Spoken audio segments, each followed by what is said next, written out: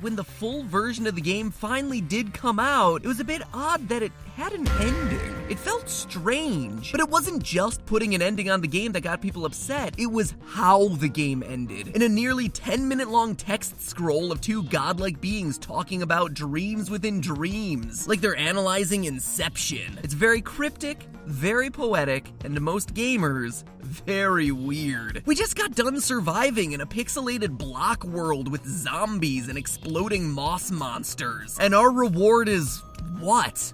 Reading? Ugh. The only thing worse would have been to reward us with math. Ugh. To most players, it was a 10-minute break to reload on snacks before hopping into creative mode to build more towering monuments to the male genitalia. To others, they interpreted it as the game telling gamers to get out of the house and get a life. Minecraft has been tragically ignored, written off as philosophical garbage, when it is, in fact, a beautiful, uplifting, and thought-provoking message to the legions of dedicated gamers who've taken the time to step into the blocky shoes of Minecraft Steve. And it's a long past time that we give these credits the credit they deserve. First, if you haven't read the ending to Minecraft or just need a refresher on it, I recommend doing that now, though it's definitely not necessary to understand the episode. Regardless, boom, link in the description. And I suppose I could read it here, right now, but the thing is 10 minutes, and my videos are already pretty darn long already. Now, let me start off by saying that I can totally understand why everyone's initial interpretation to this wall of text was basically, get outside and get a life. The thing is just begging for a too long didn't read summary. But in absence of that, everyone latches onto key words. Things like the final words of the poem, wake up, as well as phrases like, the player was alive, you are alive. Lines like this, coupled with naturalistic imagery like shuffling leaves of the summer trees and crisp night sky of winter, seems to be the author telling us to wake up from the game and experience the greater world around us. But then stop for a minute and consider this. Don't you think it'd be a bit odd for the game to be telling the player to stop playing the game? Especially for a game that, as we talked about earlier, can be played endlessly. Seems like it would be kind of a bad business strategy, right? So let's take a look at the rest of the poem to get some context. The voices we hear throughout the ending speak a lot about two different dreams, the short dream of the game Minecraft and the long dream of life. It's actually explicitly stated right here, but what's it all mean? Well, many gamers have theorized that calling the game a dream is saying it's not worth their time, hence the get a life interpretation. But notice here that the author calls life a dream too. It's the long dream of life, and this isn't just for literary effect,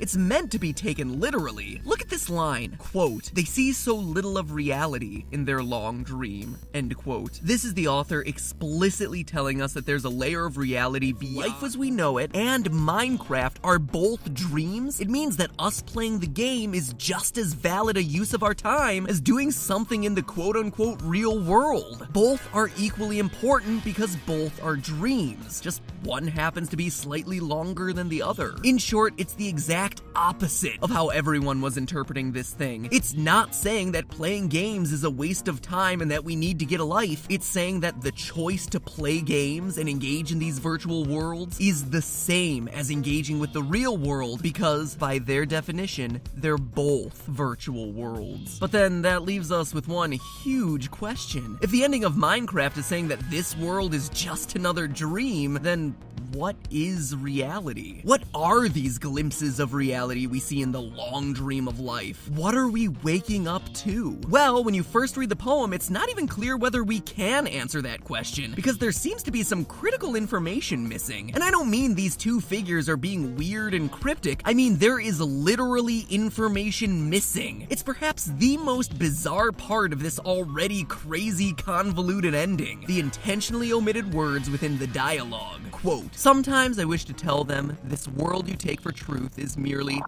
and I wish to tell them that they are in the, they see so little of reality in their long dream, end quote. What? They also talk about the universe's original interface, which still works after 1,000,000 years. Quote, it worked with 1,000,000 others to sculpt a true world in a fold of the and created a for in the.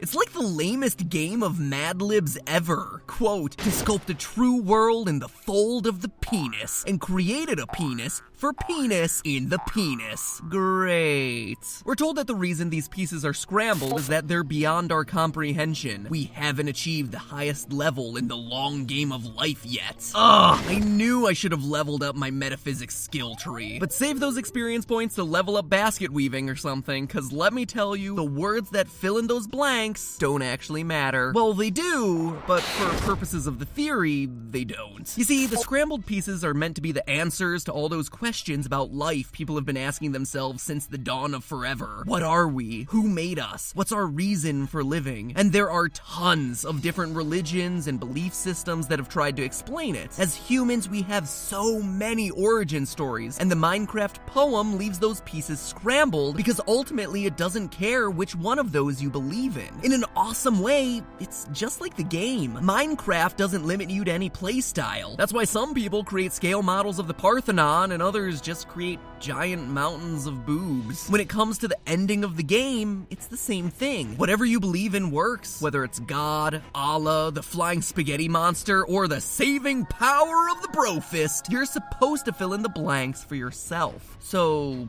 is that it? A choose-your-own-adventure religious experience at the end of the game? Are these just two godlike figures casually conversing about the universe? Not at all. They try to tell us what they are, but like everything else in the ending, it's really complicated because they basically seem to be everything. Quote, the spirit of the mountain, ancestral spirits, animal spirits, jinn, ghosts, the green man, gods, demons, angels, poltergeists, alien extraterrestrials, leptons, quarks. The words change, we do not change. We are everything you think isn't you, end quote. So what are they? In writing this episode, I looked for what the things on the list had in common. At first, it seemed like they were all just magical beings, ghosts, angels, and spirits. Or maybe stuff that people imagine but aren't really real. But then they mentioned quarks and leptons, real scientific things that aren't mythology. And when you factor those guys in, the explanation doesn't hold. No, what they do all have in common is that they're all things people believe are driving forces in the universe. Gods, demons, subatomic particles, forces that change things. Whether the explanation is through science or religion, they're the forces that pull the strings. The things we believe craft the universe into what it is. But then the poem takes it one step further. It says that these two speakers are the things we think aren't us. We believe stuff like angels and ghosts are separate from us, that they're influencing us from the outside, but the poem says that we're wrong. Quote, let's go further back.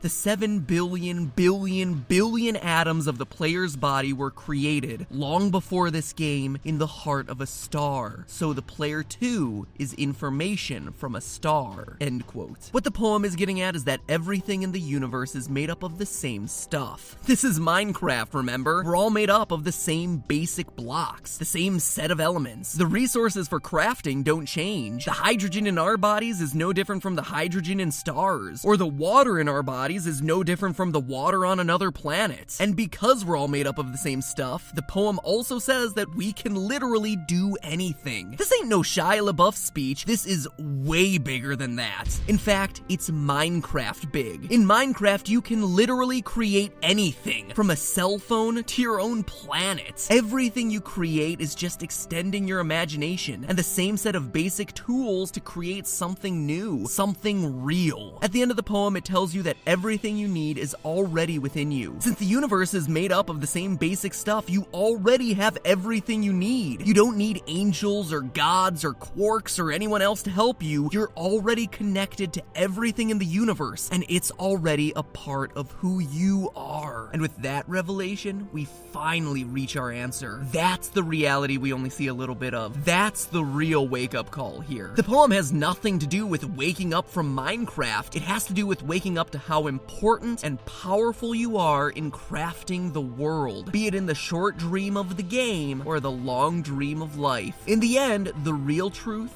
is this: everything you need is within you. You are never alone. you are stronger than you know. Notch, the creator of Minecraft, has said that he agrees with the message of this poem. He's made it very clear that he's an atheist, but what we've just shown is that nothing in the poem makes it so you have to ascribe to one belief or another, as long as you recognize, quite frankly, just how awesome you are. Like the poem says, Minecraft won't tell you how to live your life, but it will remind you that you have the power to create whatever you want, to dream whatever kind of dream you want for your life. And then you have the power to make it a reality in the world. Minecraft is all about empowering the player, giving them the tools they need to make anything they want. And this controversial ending stays true to that theme, reminding the player that whether it's in the game or without, all the power is theirs. And no matter